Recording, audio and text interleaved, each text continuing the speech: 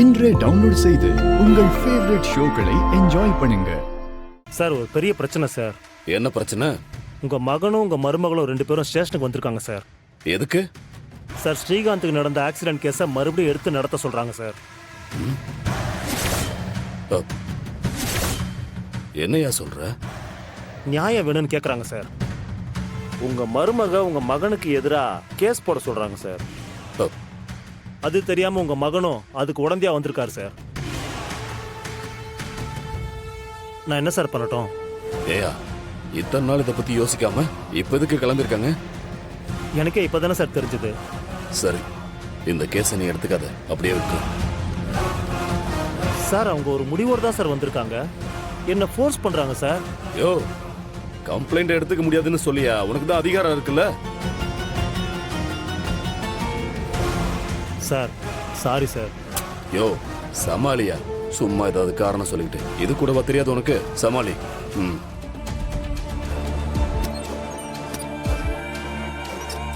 வெற்றி சார், ஏற்கனவே ஏகப்பட்ட பெண்டிங் கேஸ் இருக்கு சார். இது பழைய கேஸ் சார்.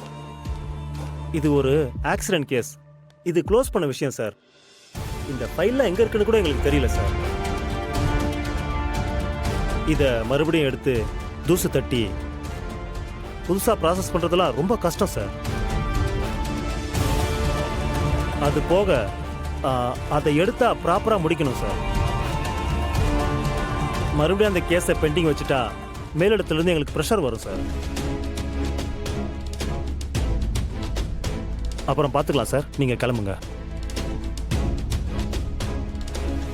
ஓ, இப்போ நீங்கள் கேஸை எடுத்துக்க மாட்டீங்களா, இல்லை கேஸை எடுத்துக்கக்கூடாதுன்னு யாராவது சொன்னாங்களா? சாச்சா, அப்படிலாம் ஒன்றும் இல்லை சார். வேறு எப்படி சார்? சார், ஒரு மனுஷன் இறந்துருக்கிறாரு, ஒரு குடும்பம் பாதிக்கப்பட்டிருக்கு.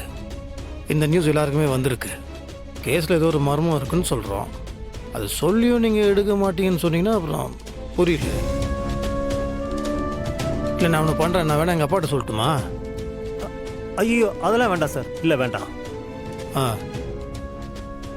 நான் இங்கே இருக்கிறவங்களோட சிக்கலை மட்டும்தான் சொல்லிக்கிட்டு இருக்கேன் உங்ககிட்ட. சார், சிக்கல் இருக்கலாம் சார். அதுக்கு யார் காரணம்னு பார்க்கணும். இத்தனை கேஸு பெண்டிங்காக இருக்குன்னா அதுக்கு நாங்கள் என்ன பண்ண முடியும்? நீங்கள் தானே விட்டுருக்கீங்க.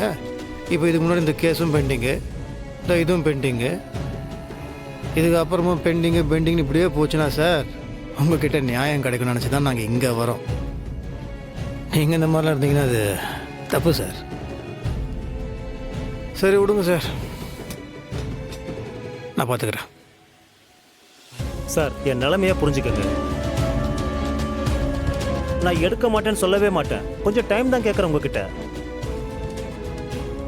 இன்னைக்கு வேற சிஎம் பக்கத்து பில்டிங்க்கு ஒரு இனாக்ரேஷனுக்கு வராரு. அதுக்கு பந்தோபஸ்துக்கு வேற போகணும். சார் கிளம்புங்க சார் ப்ளீஸ். சரி சார், ஏன்னா அந்த பந்தோபஸ்து ரொம்ப முக்கியமான விஷயம். இதை நான் பார்த்துக்கிறேன். மேடம்,